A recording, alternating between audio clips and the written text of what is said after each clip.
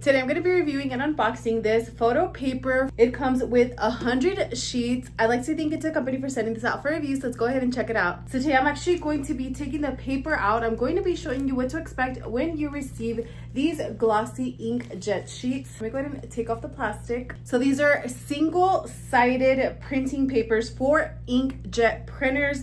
It claims that they are fast drying. It is 8.5 by 11. As you can see here, this is what it looks like. Let's go ahead and open it up. So I'm gonna go ahead and take it out of here. All right, so if you have any questions or concerns, they do have their card right here. And this is what the sheets look like. Let me go ahead and take them out. You could see, I'm gonna go ahead and fan them. So you get a total of 100 sheets on one side. Since these are one-sided, one side is like that nice glossy side. So when you print on these, it's actually going to be on the glossier side. So I'm just going to give you a closer look. These are nice and glossy, and the other side is a matte color.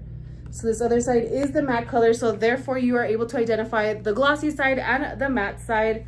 They're actually not super thin, but they are flexible. But take a look, that's about the thickness of it right there.